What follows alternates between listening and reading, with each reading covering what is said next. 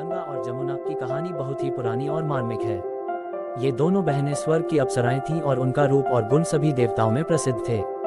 कहानी बहुत समय पहले स्वर्गलोक में गंगा और जमुना नाम की दो बहनें रहती थीं।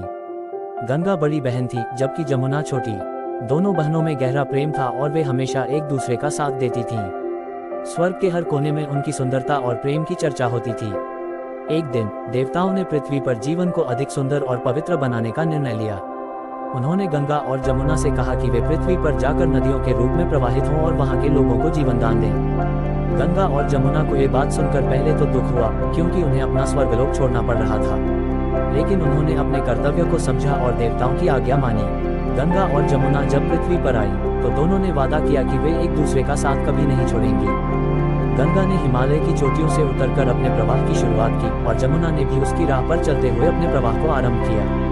गंगा का स्वभाव शांत और धैर्यशील था, जबकि जमुना चंचल और नटखट थी। दोनों बहनों ने अपनी अपनी राहें चुनी, लेकिन उनके दिलों में हमेशा एक दूसरे के लिए प्रेम बना रहा।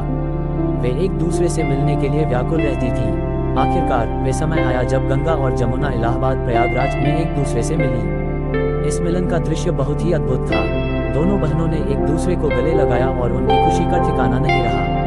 उनके मिलन के इस पवित्र स्थल को त्रिवेणी संगम कहा जाता है, जहां गंगा, जमुना और सरस्वती एक अदृश्य नदी का संगम होता है। इस मिलन के बाद दोनों बहनें हमेशा के लिए एक साथ चलती रहीं और अपने जल से पवित्रता और जीवन का प्रसार करती रहीं। उनका यह मिलन और साथ आज भी भारतीय संस्कृति में पवित्रता और प्रेम का प्रतीक माना जाता है। इस तरह गंगा और जमुना ने अपने प्रेम और कर्तव्य के साथ एक अद्भुत कथा रची।